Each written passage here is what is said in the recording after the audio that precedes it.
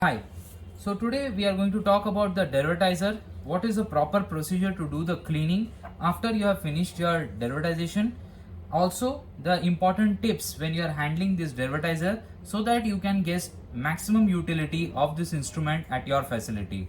First of all, what we require is a distilled water filled with in a squeezy. You need a waste beaker where you can collect all the waste which is generated after rinsing with this water. You require the cleaning solution, you require your nozzle, and you require some clear tissue paper, non-contaminated, and a micropipette to pour in the cleaning solution.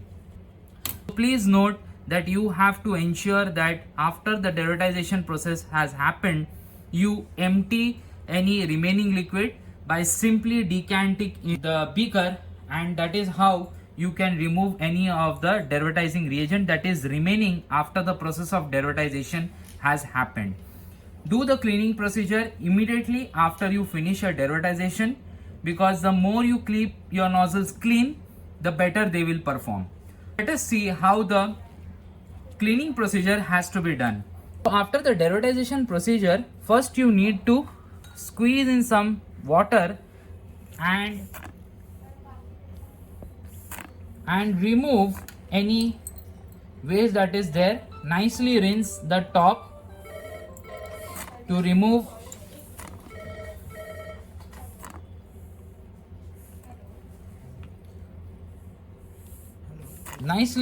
so that you remove all the water from this.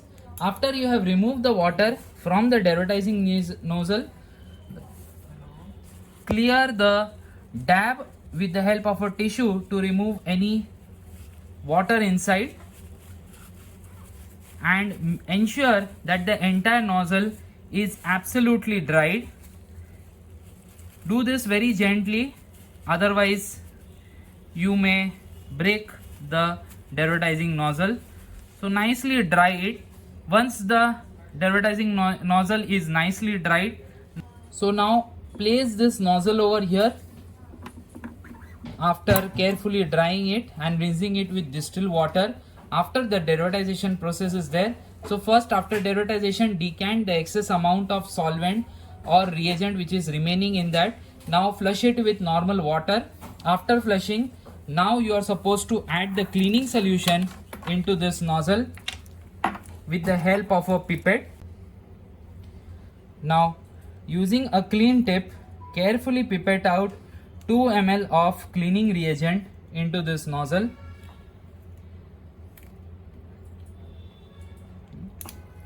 Now place this tray at the bottom inside.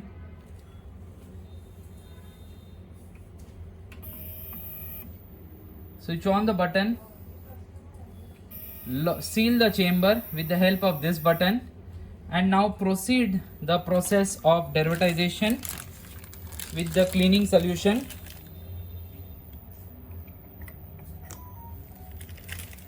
You can increase or decrease the application speed,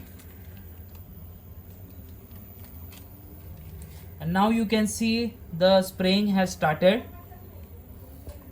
Allow this entire process to complete by naturally itself. Once this entire spraying is done, so now we see that the next step of deposition of this derivatizing solvent or the cleaning reagent,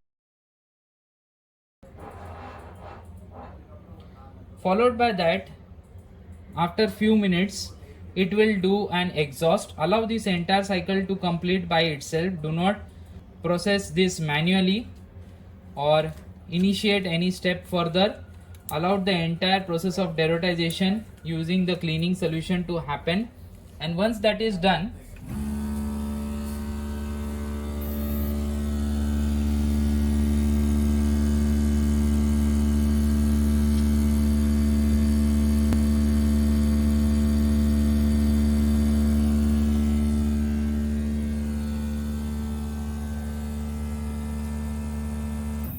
you will see a green button like this as you are observing. Once this is done, carefully remove the nozzle out See inside the nozzle if any amount of cleaning solution is remaining. Decant it and throw it inside the beaker,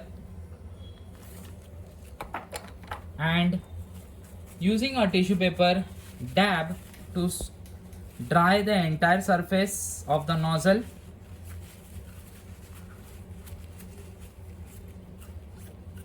And once this is done, now this nozzle is ready for storage. You can keep it. Now few of the tips when you are handling the derwatizer are: carefully notice that whether your reagents are clear or they are having some precipitate. If they are having precipitate, always filter before using the cleaning solution. Always filter also your derwatizing reagent, and once that is done, you should not experience any problem with your derwatizer. Also, one more thing is you should always prepare freshly prepared derwatizing reagents so that you don't face the issue of solvent variation. Because if, for example, I prepare the solution in this and I keep the beaker open, there are chances that the volatile components from this will evaporate, thereby changing the viscosity. If the viscosity is changed, you will face a problem in derwatizer. So kindly note that you do and observe these things when you are using this derwatizer. Always keep this instrument in a dust-free area for prolonging the life. Hope this video helps you out in maintenance of your derwatizer and use for a very long time. After the usage also, you can remove this hood from the derwatizer in this way. You have to press these two buttons and remove it. Carefully use under the tap water and or ethanol. You can just wash it normally and without any scrubber, and use a clean tissue paper to clean inside to remove any derwatizing reagent or water that you have used to clean the hood. Now your hood is ready for another derwatization.